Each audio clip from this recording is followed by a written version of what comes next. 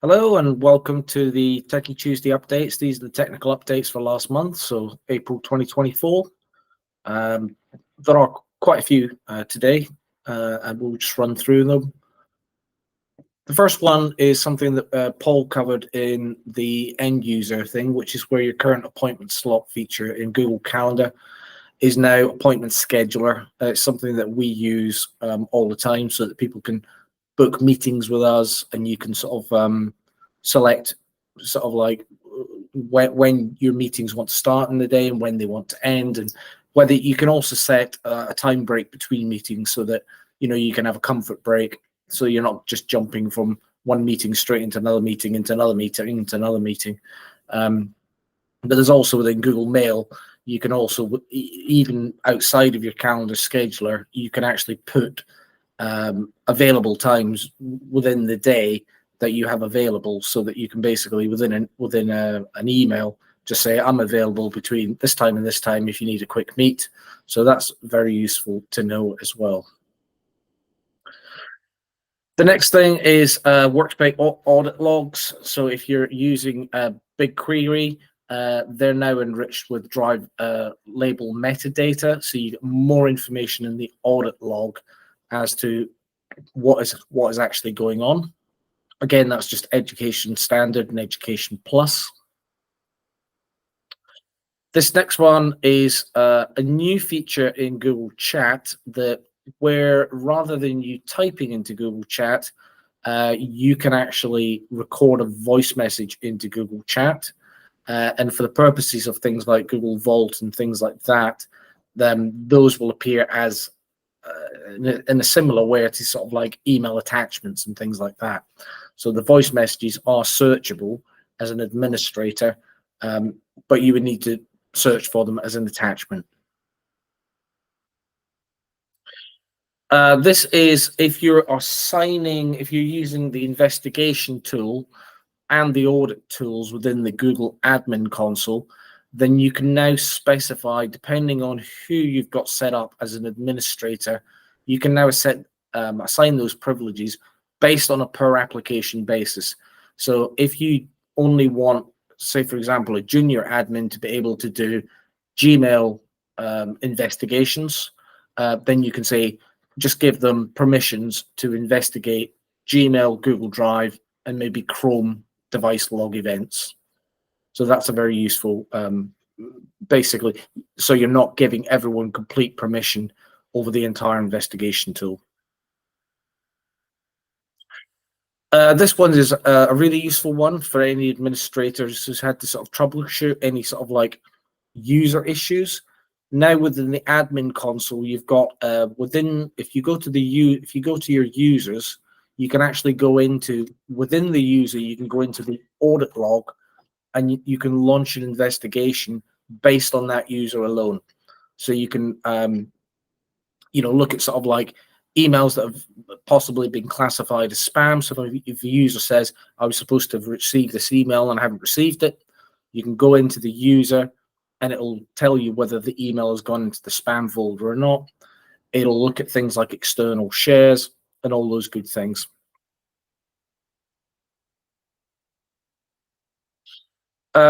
So this is, again, when it comes to sort of like, this is sort of like the tying down sort of admin privileges within the Google console. So if you've got what they're calling sensitive admin actions, so things like enforcing two-step verification, account recovery, advanced protection, and all these kind of things, and the new one, which is the passwordless, which is currently in beta, those can be set to have multi-party approval.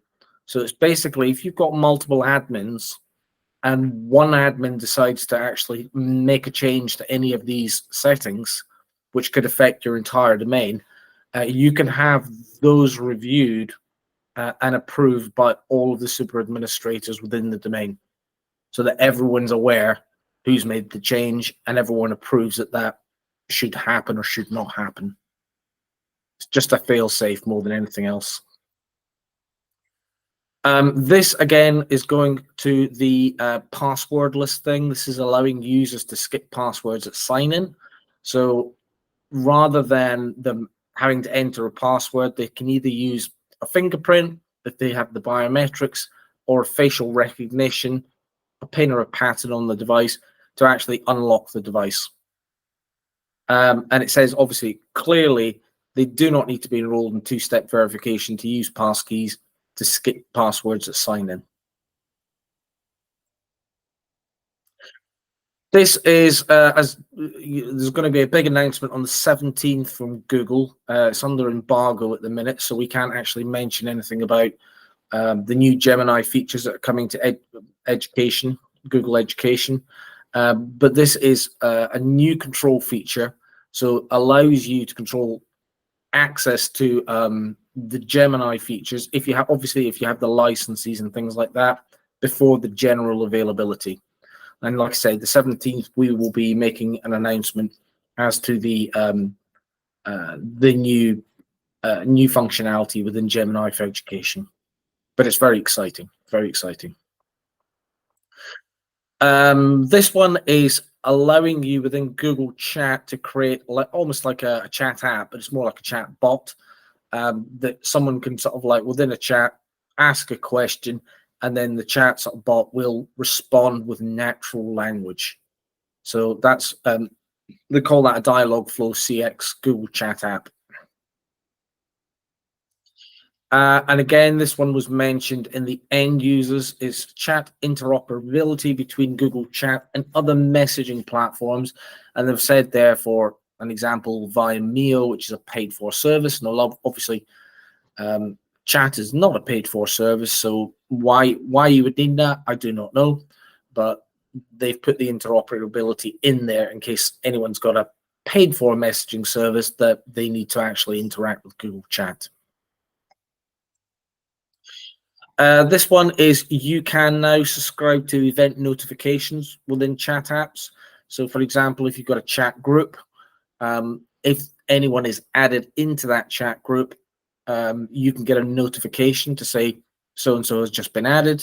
So it's basically anything that happens within a chat group or within a chat app, you can get a notification to say something's happened.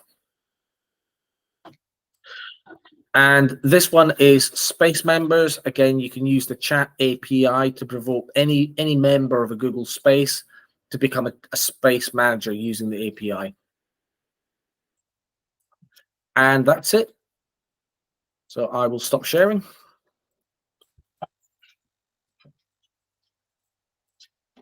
$11 minutes. That wasn't too long, was it, Paul?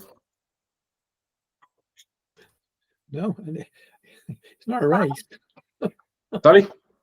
It's not a race.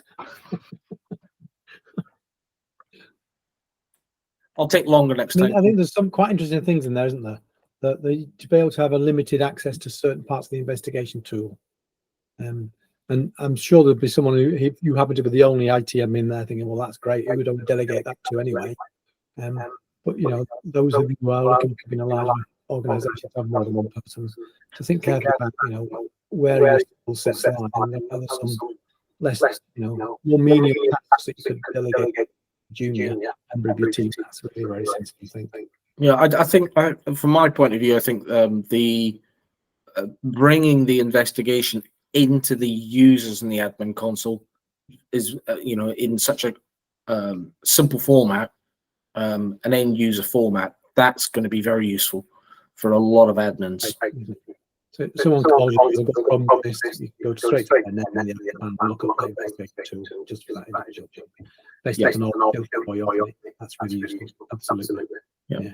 But I think if and when I kicked into Google Workspace accounts, I think the fact that you can actually automatically assign the newer functionality as you come on board to your team without one click, they get the new features that appear without endlessly going in and make changes. That's really, really cool as well. Clearly, like, it relies on that Gemini in the first place, but we're not allowed to do anything. If we did stuff, we'd have to kill you. It's just the way it is till the 17th. Watch this space. And the other thing was the calendar. I mentioned in both just in case you've got people who are still using appointment schedule, appointment slots rather. And I think you can actually go and see tell you who's using appointment slots. If people using appointment slots, you might want to, because they don't really convert from appointment slots to schedules. We build them as appointment schedules. So there's a little bit to do, and it will be in July. And so just to be aware, so you can go and look as user and does give them a good one. Well, I think I'm right in saying, Paul, that in the past you have done a demonstration of creating calendar slots within Gmail, if I remember correctly. Yeah, we've in Gmail and we've done it in used demonstrative which they use the people time in Gmail a lot. All my appointments have got several different things and for different reasons. It sets that the earliest you can book an appointment with 18 hours from the time just so it doesn't mess up the day. You've got a plan for the day, and someone suddenly books in 3 meetings, and your plans are don't get stuff done. So I says it's the very next day is 18 hours. But you always have to follow up, which is I can just send them times email. It's really simple to do. So yeah, all that calendar stuff is great. Any thoughts from anyone on the call about the functionality you've seen? Any you're particularly pleased to have seen arrive?